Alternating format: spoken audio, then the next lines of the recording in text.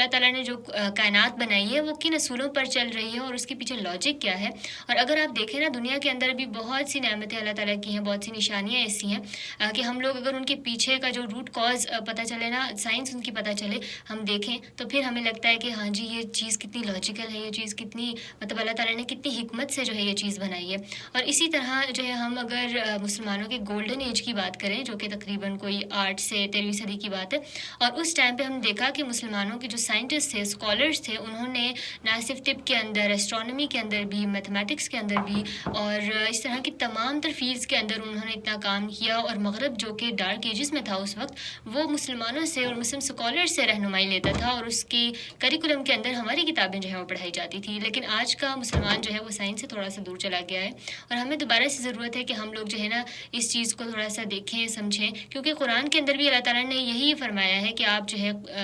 اپنی زمین کو دیکھو, کائنات کو دیکھو, کائنات کے اصولوں کو دیکھو, قدرت کو دیکھو, کس طرح سے ہر چیز جو ہے وہ کام کرتی ہے, اور زمین کی سیر کرو اور اس کو تسخیر کرو, اور اللہ تعالیٰ کی جو نشانیاں ہیں ان کے بارے میں جو ہے غور و فکر کرو. تو بہت ضرورت ہے ہم لوگوں کی اس بات کی کہ ہم لوگ جو ہے نا غور و فکر کریں اور سائنس کے تھرو جو ہے تمام تر چیزوں کو دیکھنے کی کوشش کریں, سمجھنے کی کوشش کریں, کیونکہ یہ بھی دین ہی ہے اور یہ بھی دین کا علم ہی ہے. کوئی بھی چیز جو ہے نا وہ ہم کہتے ہیں کہ جی میتھ, سائنس وغیرہ دین سے ہٹ کے, نہیں, سب کچھ جو ہے اللہ تعالیٰ نے بنایا. اور ہمیں جو ہے نا اللہ تعالیٰ کی چیزوں کو, کریشن کو دیکھنے کے لیے اللہ تعالیٰ نے جو سائنس کا جو ایک فیلڈ بنائی ہے اس کو بھی پڑھنے کی بہت زیادہ ضرورت ہے. تو یہ چیز ایک مسکنسیپشن ہے, ہمیں چاہیے کہ ہم لوگ اس پر تھوڑا سا ریسرچ کریں اور زیادہ پڑھیں, کیونکہ علم جو ہے نا وہ بلندیوں تک لے جاتا ہے انسان کو.